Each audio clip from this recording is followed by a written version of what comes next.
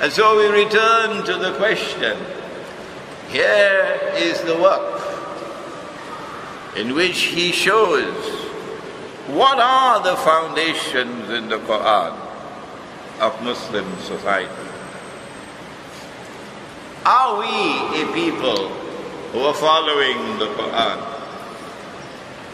Many of those who are my critics, sometimes not so very respectful critics, claim to be a people of the Qur'an and the Sunnah.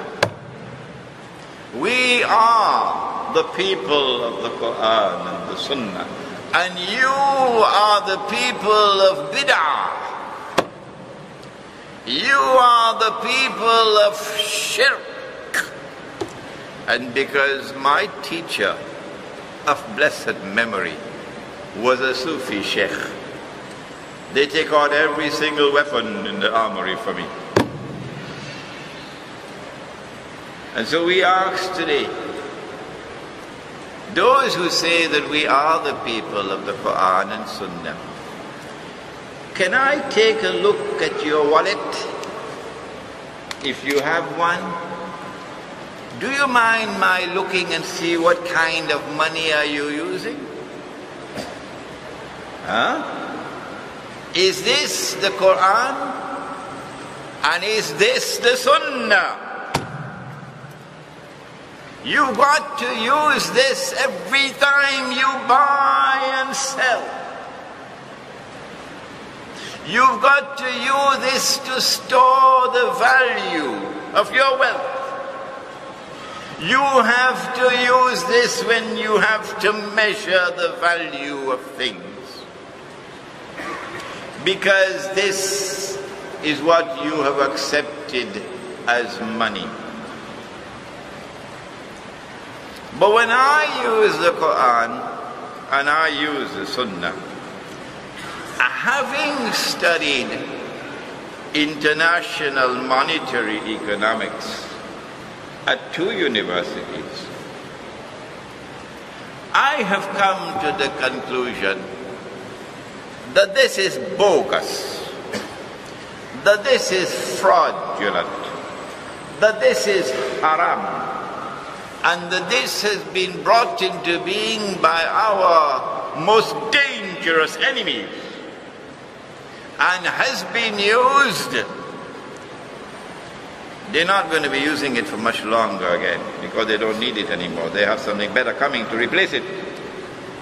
And has been used to function as a vehicle of the economic and financial impoverishment, exploitation, and enslavement of the masses around the world.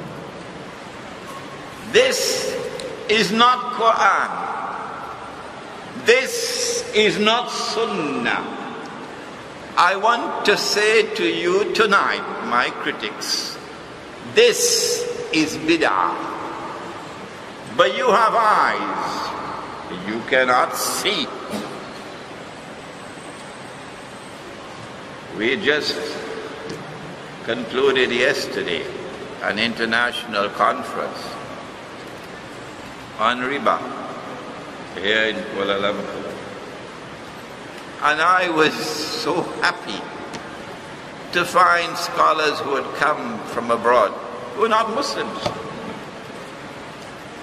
and who spoke with such great integrity and proclaimed the truth about the monetary system. And they who came from abroad, like Hugo Salinas Price from Mexico,